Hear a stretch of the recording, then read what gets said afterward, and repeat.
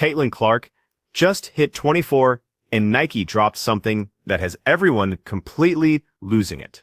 Custom Kobe 6 PEs in black and neon green that sent the internet into absolute madness the moment those photos surfaced. Sneaker sites are getting hammered with traffic, and people are already going crazy, speculating about whether these might actually drop for everyone. This is what happens when marketing brilliance meets real star power, and the buzz is off the charts. Real talk before we dive deeper. If Nike actually puts this Caitlin Clark Kobe 6 PE out there for everyone to buy, are you going after them, or is this just another hype wave that dies when people see what it costs? Drop your thoughts, because we're watching basketball culture and sneaker obsession crash into each other right here. So Caitlin celebrated turning 24 this week, and the Indiana Fever went all out with cake and candles and the whole birthday treatment. Really sweet moment, you know? But here's the thing. Nobody was looking at the cake or listening to the singing. Every single person was staring at what she had on her feet. Caitlin was rocking these brand new custom Nike Kobe 6 Protros in black and neon green that instantly made the sneaker world go completely insane. We need to talk about why this shoe hits different, because this isn't just another basketball sneaker sitting on a shelf. This is a Kobe 6 Protro, which already sits at legendary status in Nike's entire catalog. The Kobe 6 is absolutely iconic for that low-cut design, the crazy responsiveness, and the fact that Kobe wore these during championship battles. Any version of this shoe automatically carries massive weight in both basketball circles and sneaker culture. I got all my perms everywhere! But what Caitlin's wearing isn't something you can just walk into a store and grab. This is a player exclusive built specifically for her. The upper features this black snakeskin texture that throws green reflections when light catches it, nodding to Kobe's black Mamba persona. The swoosh glows in the dark with that neon green. The outsole matches with that same electric green. It's bold, it's aggressive, and it matches Caitlin's energy perfectly. The details keep going too. Vivid blue hits the sock liner, multicolor metallic on the heel support that shifts in different lighting. Red Kobe sheath logo sits on the tongue.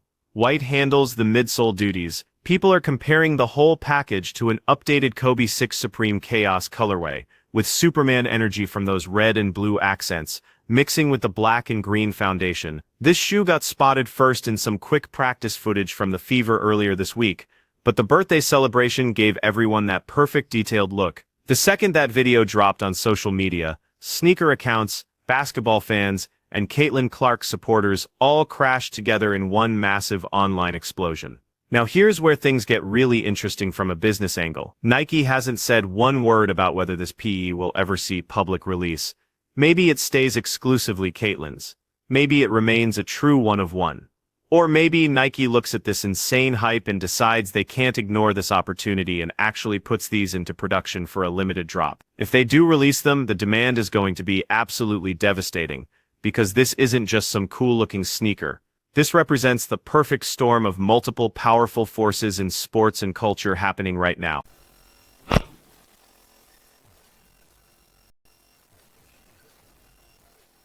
First, you've got the Kobe legacy factor. Years after losing him, Kobe Bryant still stands as one of basketball's most influential figures ever. His shoes sell out in seconds every single time.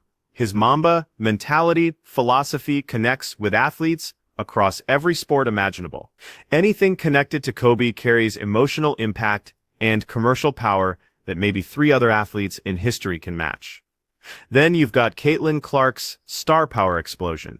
She's the biggest thing to hit women's basketball in generations. Her Iowa College run brought attention to women's college basketball that nobody thought was possible. Her WNBA rookie season made history. She fills arenas. She moves products. She's must-watch television in a way very few athletes achieve. Third factor is PE culture in sneakers. Player exclusives, those custom colorways made specifically for individual athletes, have always driven collectors absolutely crazy. Getting the exact shoe a pro athlete wears creates connection and exclusivity that regular releases can never touch. When that athlete happens to be as popular as Caitlin, the demand goes nuclear. Mix all 3 elements together, and you're looking at potential commercial insanity. Nike would literally be throwing money away if they don't at least test the waters with some kind of limited release of this colorway. The timing couldn't be more perfect either. Caitlin's calling this her Kobe year, turning 24, wearing 22, channeling that Mamba mentality completely. She's coming back from injury with everything to prove. She spent the offseason grinding with Team US. Narrative-wise, she's positioned perfectly to have a signature moment, and Nike absolutely knows how to capitalize on timing like this. The symbolism of putting her specifically in Kobe 6s is marketing genius. Kobe built his reputation on work ethic, obsessive preparation, refusing to accept anything less than perfection. Those qualities define Caitlin's approach too. Creating that visual connection between her and Kobe's legacy through footwear builds associations that benefit both her brand and Nike's bottom line. Let's keep it real. About something else. Nike needs Caitlin Clark desperately right now. The women's basketball shoe market has been ignored for way too long. Nike has owned men's basketball footwear forever, but they've never created the same cultural impact on the women's side. Caitlin gives them the perfect foundation to build on. She's young, she's marketable, she's incredibly talented, and she already commands a massive following. She's someone who can actually move serious product numbers. The fact that she's choosing to wear Kobe 6s instead of pushing for her own signature line immediately shows she gets the long game strategy. Wearing Kobe's shoes builds her credibility with basketball purists. It connects her to legacy that actually matters. It shows proper respect for the game's history. All of that strengthens her personal brand and makes the eventual Caitlin Clark signature shoe even more anticipated whenever it finally drops. Nike has run this playbook before with other athletes. They create special PEs that generate massive hype, test market reactions, then decide whether to roll out wider releases. The question becomes whether they'll do that here or keep this shoe exclusively Caitlin's. My prediction? They're absolutely releasing some version of this shoe. The hype is too obvious, the demand is screaming at them, and Nike never leaves clear money sitting on the table when they can see it right there. Maybe it won't be identical to Caitlin's exact PE. Maybe certain details change for the public version, but some form of this colorway is hitting retail, eventually. When it does, the chaos will be absolutely beautiful. Sneaker releases already turn into competitive nightmares, where bots and resellers make it nearly impossible for regular people to buy shoes at normal prices. Now add Caitlin Clark's entire fan base to that equation. People who normally never buy basketball shoes, but will absolutely try to get these. You're looking at a recipe for websites crashing and apps freezing completely. The video title mentions Nike's website crash. That might be slight exaggeration for this exact moment, but it's absolutely what happens when they announce any release date. Sneaker launches crash websites regularly, even for standard drops. A Caitlin Clark Kobe PE would be exponentially more insane. The resale market is already pricing these shoes based purely on speculation. Resellers are discussing what they might be worth if Caitlin's actual pair somehow hit the market. People are comparing them to other limited Kobe releases that now sell for thousands and thousands of dollars. Financial speculation is happening before the shoes are even confirmed for production. That's the power of combining the right athlete with the right product at exactly the right cultural moment. Nike didn't just design shoes for Caitlin's birthday. They engineered a marketing event that's generating millions of organic impressions through social media, sports coverage, and sneaker culture. The Indiana Fever posting that birthday video wasn't some accident. That was coordinated content designed to showcase the shoes while maintaining that wholesome birthday celebration story. Caitlin acting surprised and happy while conveniently giving everyone perfect shots of the sneakers. That's professional-level brand management. It works because Caitlin feels genuine. She's not doing forced product placement or awkward endorsement moments. She's wearing shoes she actually likes from a brand she actually partners with during a real celebration moment. That authenticity makes the marketing incredibly effective. Compare this to how other athletes handle sneaker promotions. Some feel robotic and purely transactional. You can tell they're reading scripts or just fulfilling contract requirements. Caitlin's approach feels natural because she genuinely cares about basketball shoes and understands their cultural significance completely. The color choices tell their own story too. Black and neon green reads aggressive and bold, not traditionally feminine colors in the way women's athletic products usually get designed. Nike is letting Caitlyn wear something that looks dangerous and competitive, rather than pretty and approachable. That matters because it treats her as a serious athlete first. The glow-in-the-dark elements are nice touches that probably won't show up well on TV broadcasts, but will look incredible in person and in photographs. That's smart design for the Instagram era, where shoes get photographed and shared just as much as they actually get worn. The snakeskin texture connecting to Kobe's Mamba branding is obvious but totally effective. You don't need to be a basketball historian to get the reference. It's accessible symbolism that works for casual fans while still hitting hard with hardcore Kobe fans who appreciate the tribute. What's interesting is how this positions Caitlyn within Nike's broader basketball roster. She's not trying to compete with LeBron or Kevin Durant for attention.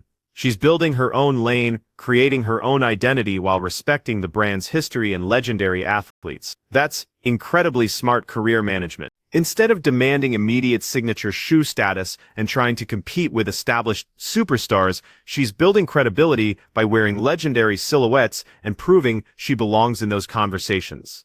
When her signature shoe eventually drops, it'll be an event rather than a question mark.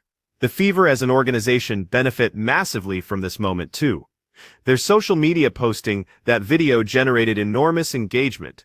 People who might not care about the Fever specifically are now following their accounts and engaging with their content because of Caitlyn.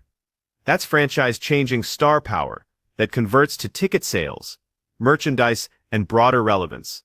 The WNBA as a league benefits as well. Moments like this where women's basketball intersects with sneaker culture and generates real hype help legitimize the league in spaces where it's been historically ignored or dismissed completely. Sneakerheads talking about a WNBA player's shoes represents cultural progress that has actual commercial implications.